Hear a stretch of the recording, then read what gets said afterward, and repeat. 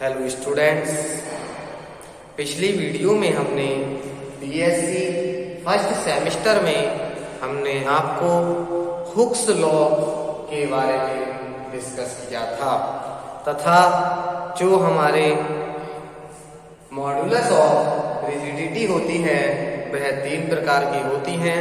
पहला था यंग प्रत्यास्थता गुणांक तथा दूसरा था हमारा आयतन प्रत्यास्थता गुणांक, तीसरा दृढ़ता प्रत्यास्थता गुणांक था।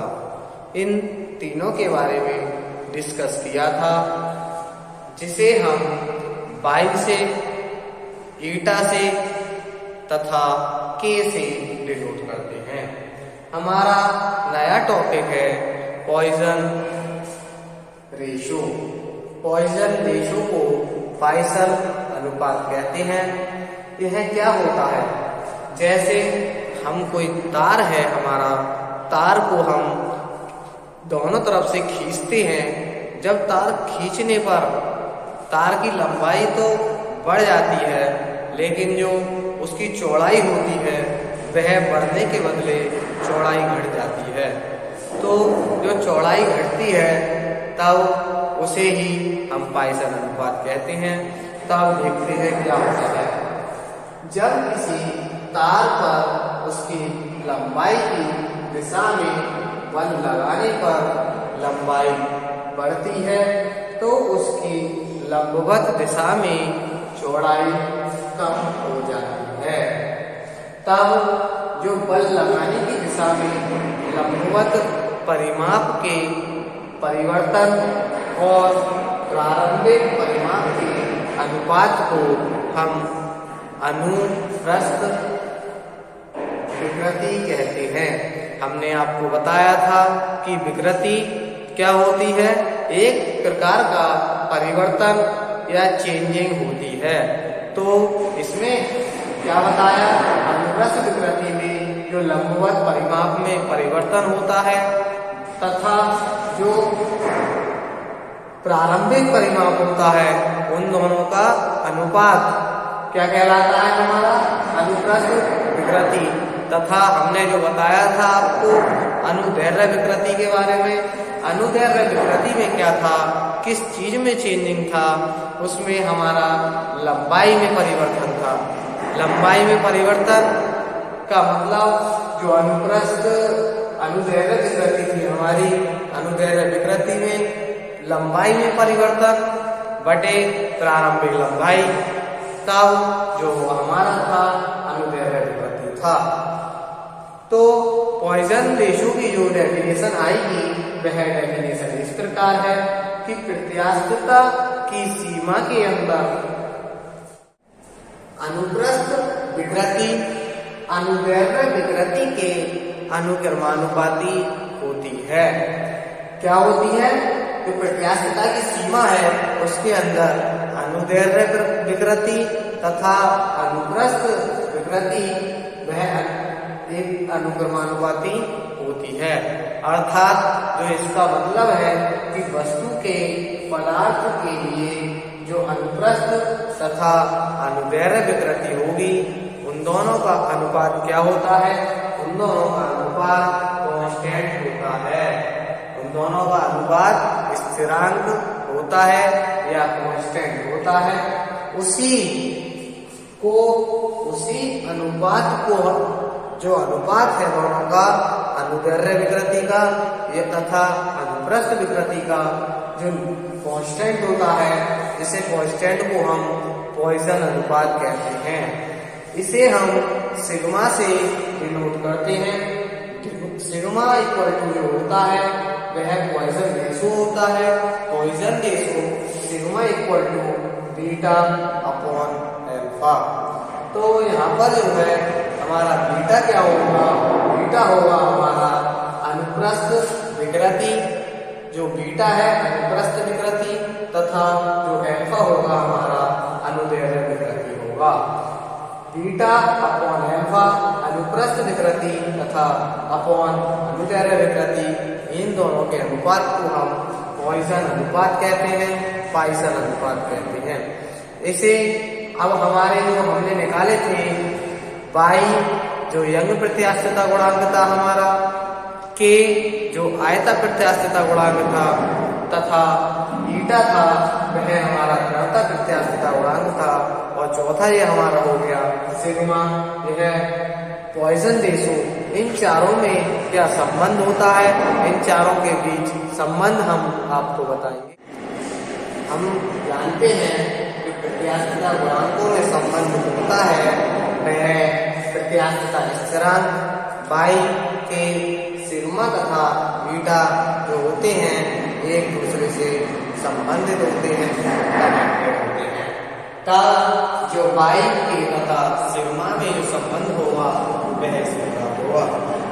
इसमें हमने एक फलक लिया है, एक घन लिया है, इसमें केवल A B C D E F G H है, जिसकी भुजा एकांक लंबाई की है, जो प्रारंभ में AB equal to BF equal to BC equal to 1 है, और जो इसकी आयतन होगा वह भी एक ही होगा।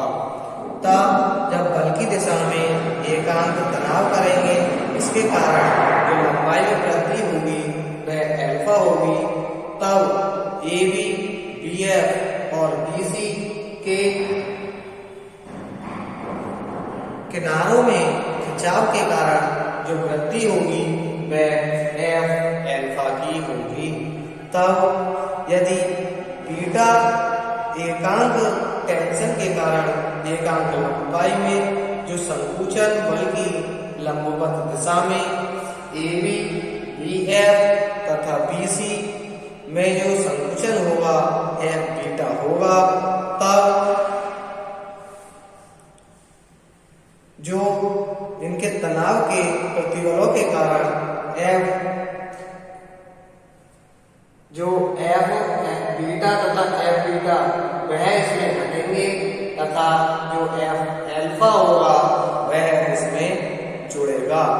तब अतः बल लगाने से जो घन की किनार होगी उसकी AB की जो लंबाई होगी वह क्या होगी, AB equal to 1 plus F alpha, जो कि यहाँ पर जुड़ रहा है टेंशन के कारण, तथा जो माइनस F बीटा है वह टेंशन के कारण, संकुचित टेंशन के कारण घट रहा है।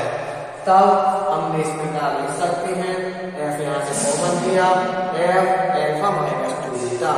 यहाँ पर जो AB equal to BC equal to BF है, तब BC equal to BF equal to 1 plus F alpha minus 2 beta.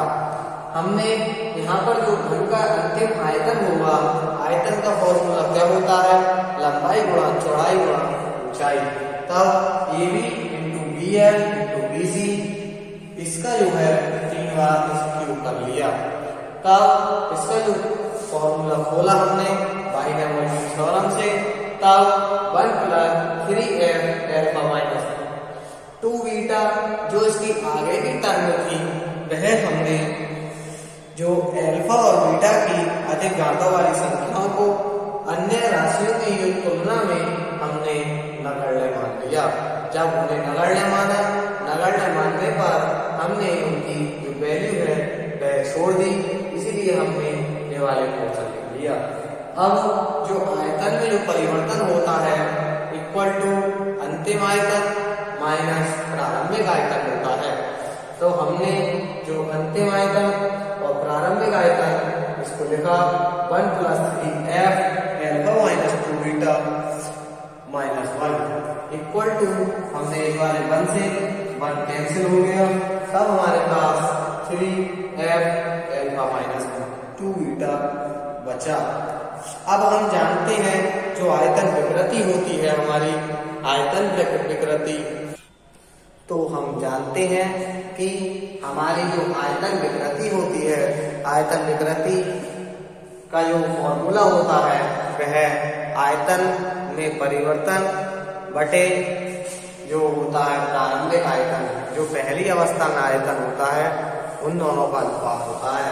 तब हमने अभी ये निकाली थी, यह 3F अल्फा माइनस 2 बीटा यह आयतन में परिवर्तन था और जो हमारा प्रारंभिक आयतन था, जो हमने आयतन अभी निकाला था, तब उसकी जो वैल्यू आई थी वह बनाई थी। तब जो आयतन विकृति की वैल्यू है 3f अल्फा माइनस 2 बीटा आ गई। इसलिए अब हम जानते हैं आयतन प्रत्यास्थता गुणांक K होता है।